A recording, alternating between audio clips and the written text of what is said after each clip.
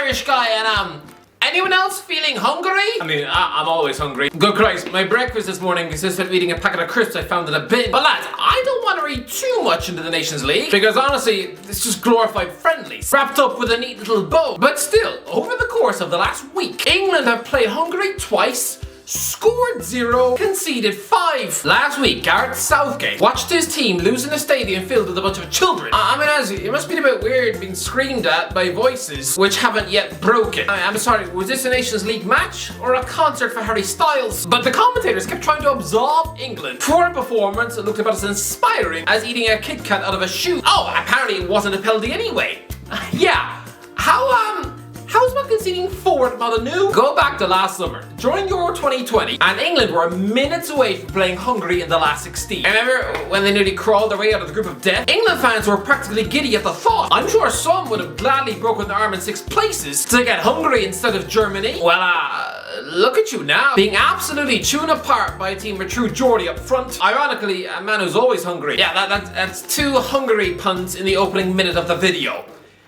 It's not exactly Jimmy Carr, but honestly, this fellow looks like a caveman who clubs rats, drinks his armpit sweat and gets married to his sister, and yet here he was utterly bullying your defence. I have stuck up for Gareth Southgate for years. Yes, I realise that to you and I, hearing him speak, not as exciting as eating worm pie for tea. I mean, me and you would both imagine that a team talk from him, it's probably like listening to Keanu Reeves read you the Bible. Honestly, the guy's got the charisma and presence of Michael Cera of Superbad. I mean, simply put, Gareth is a geek. Someone who's probably still too shy and nervous to even kiss his wife, but it seems to work. I'm sorry, but when I've heard people moaning about him, you know, when the team was on course to reach a Euro 2020 final, in my head, it's entitled behaviour from the fans. I mean, do you not remember where this country was when he picked you off the floor in 2016? Your previous World Cup, you'd finished bottom of the group and were eliminated after just 2 matches. And in your previous European Championship, out in the last 16 to Iceland. Oh yeah, and Roy Hodgson's replacement was sacked after just 1 match. The country's football team were the laughingstock of Europe. And yes, I realise that Southgate's managerial CV might as well have been covered in dog poo, and so seeing the FA offer the job to this wet blanket of a yes man, oh, how underwhelming. A bit like if they cast the guy who played Neville Longbottom as an exchange Bond. Oh no, excuse me while I bite off my ear. But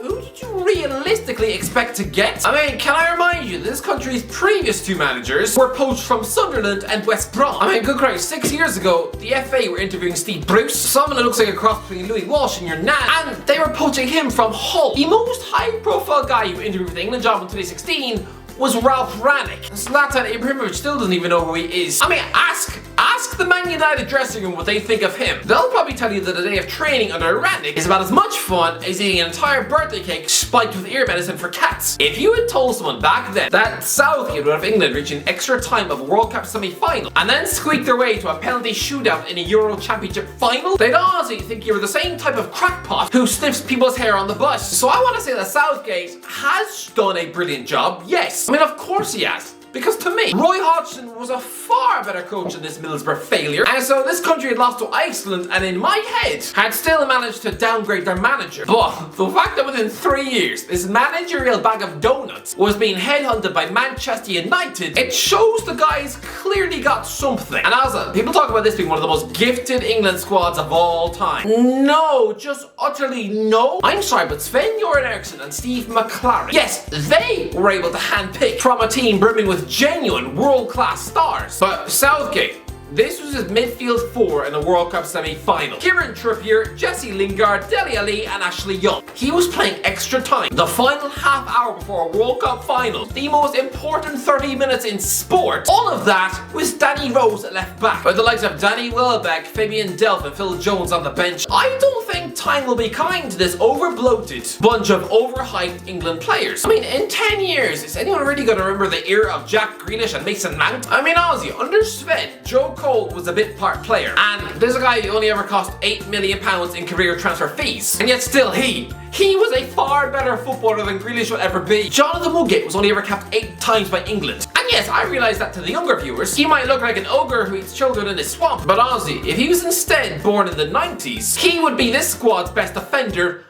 by a country country mile. And he was told just some Middlesbrough centre-back. Declan Rice has been talked about as a £100 million footballer, right? Well, in my eyes, he's still not a patch on peak Owen Hargreaves. You know, that guy who won 2 Champions Leagues, and yet only ever cost £22 million in career transfer fees. Danny Murphy was only ever given 9 England caps. And I'm sorry, but he's a better footballer than James Ward-Prowse. But I didn't see him getting any £50 million transfer rumours to the country's elite clubs. Instead, he was just sold to Charlton for £2 million. And is Conor Gallagher really that much better than peak Jimmy Bullard at Wigan? This is not the era of English world-class footballers. No. This is the era of overhype. I mean, in what other world is Jack Grealish ever worth a 9-figure sum of cash? I mean, even David Bentley had more end product than him. I mean, JG Okocha was miles better at football. I mean, where was his multi-million pound Gucci deal? Instead, he just moved to Bolton at age 29. It's not fair. Honestly, I know Steve McLaren is a walking joke, but just ask him how this crop of players compares to the golden generation he had in 2007. I mean, he's been in the door at Old Trafford 3 minutes, and look at this. Steve McLaren told Marcus Rashford he hates his attitude and at Manchester United return. See? And Rashford is one of the good guys. But Southgate still has to go. I realise sacking a manager 2 games before the World Cup is mental. But honestly, make the FA seem like a bunch of confused granddads who shouldn't be allowed to make toast on their own. Otherwise, the poor old men are probably just jam a knife in their eye. But is it not also irresponsible to not sack the man and persist with a guy who's clearly grown stale? This man has been in charge of England for 6 years. If he's there in Qatar, he'll be into his 7th year in charge. I mean, he is the country's longest serving manager since Sir Bobby Robson in the 80s. I mean, and to be honest, none of these England players want to be competing in the Nations League in June. These guys want to be on a beach in Mykonos, drinking vodka and eating chicken burgers. I'm guessing at times they must curse the fact that these guys are good at football. What they would give to have the life of John Joe Shelby right now, who's probably knee-deep in pizzas and getting off with barmaids in a pizza. I mean, after such a long, hard season, do you really think Harry Maguire wants to be doing this? That man should be spending this month meditating in a caravan out the back roads of Estonia. I mean, just turn off your phone, open a bag of popcorn, and just cry into your sleeping bag. The last thing he needs to do is to spend mid-June his summer holidays being booed by his own fans as he comes onto the pitch with his own team 3-0 down to Hungary. I mean, he needs that like he needs a dose of monkeypox on his knob. But to me, it's more than that. Reaching the Euro 2020 final at Wembley was this group of players' Everest. I mean, it's almost impossible to get up and go again. I mean, would you ask Frodo Baggins to go to Mordor twice? No, because the first one nearly broke him as a man. It's the same way Tottenham were burnt out after reaching the Champions League final in 2019. They knew they were never ever going to be able to get back to the final of that. And so in that moment, Mauricio Pochettino needed to quit the club. And similarly with England, 6 years of Southgate. It's just too long. This squad of players needs to be refreshed. Just something else. Maybe some new tactical ideas, because trust me, this feels like the players have just stopped listening. Since that Wembley final, you've played Hungary 4 times and you've beaten them once. You've managed to score 1 goal in 4 games. And even that was just a penalty. You are on course to get relegated from the Nations League. I'm sorry, no. This team needs a change. The FA were clearly burnt by Fabio Capello's failure because now they're refusing to hire anyone who isn't English. Yeah, imagine if someone like Tesco tried that British only no foreigners allowed policy. Imagine them sticking that poster on the door. I mean, you'd probably have unemployed lads from Shanghai phoning the goddamn police. It all smells very Brexit. But I'm sorry, who are the best English managers out of work? Sean Dyche? Yeah, I mean, I'd love him to manage Ireland, but I mean, he's just this generation's Big Sam. I mean, if you want your football team to resemble Burnley, i.e. playing a brand of football that makes you vomit up chunks of your own tongue, then by all means. But if I was you, I'd sooner be volunteering to clean out Harvey Weinstein's belly button. And who else is there? Sam Allardyce? Jonathan Woodgate? Alan Pardew? I mean, this is a man who was red hot favourite for the job in 2016, and yet said no to concentrate on Crystal Palace. So basically, he was 2016's answer to Graham Potter. I mean, right now, after quitting his job in Bulgaria, I'm sure Pardew would now happily murder a baby fox to get himself back in contention for the job. I mean, who else? Sol Campbell or Gary Monk? In my head, the best English manager in the game right now is Eddie Howe, and he won't leave Newcastle, and the second best is Chris Wilder. So I suppose you could wrestle him out of Middlesbrough, but again, that's like me suggesting that you feed your family by stealing the neighbour's sweets on Halloween. Yeah, don't really think 3 melted Twixes and a half-eaten packet of wine gums is really gonna be enough. If I was English, there are 3 managers I would want to pick. One of them is a wild card. Hear me out.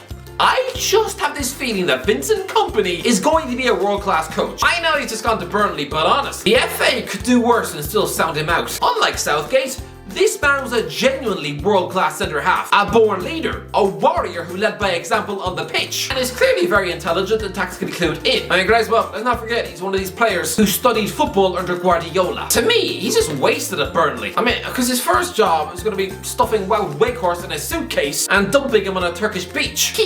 He would be left field and a risk, yes, but I actually think he'd be a brilliant England coach. Obviously, he'd have to leave Craig Bellamy behind though. I mean, I think that man would sooner set fire to his face than agree to help out the England national team. But again, if England really wanted to, they could grab Company by the ears and drag him out of Burnley. I mean, last summer, Gennaro Gattuso quit Fiorentina after 2 weeks.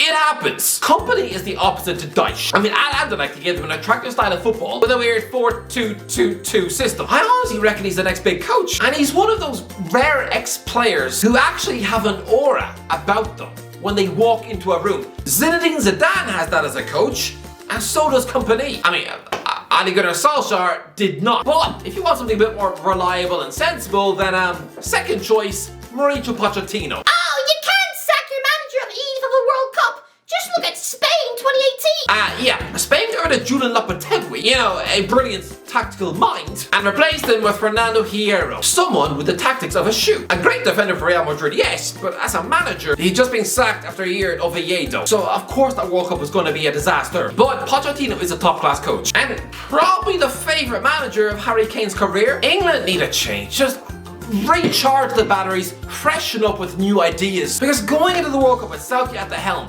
he's done a brilliant job, yes, but 6 years is too long. I mean, of course, look at Vincent Del Bosque, arguably the greatest international job of all time, winning a World Cup and Euro 2012 with Spain, but that entire project was burnt out after 6 years. You know, when as reigning world champions, they pathetically conceded 5 to Holland and failed to get out of the World Cup group. Arguably the most embarrassing defense of a world title we've ever seen. But if I was English, Company would be my third choice, Pochettino would be my second choice, first choice, Marcelo Bielsa. A suggestion that would make Calvin Phillips happily jump around his kitchen. At club level, Bielsa is a good manager. I mean, a bit hit and miss. A lot of sackings on his CV lately. But at international level, he coached Argentina to Olympic gold in 2004 and Copa America runners-up in the same year before bowing out just before he got the chance to work with Lionel Messi. I mean, he also did great things as coach of Chile. I mean, the football that Bielsa would have these attacking English players play, that would honestly make me drool at my feet. And I'm Irish. He would turn Jack Grealish into 2020's Jack Harrison. And yes,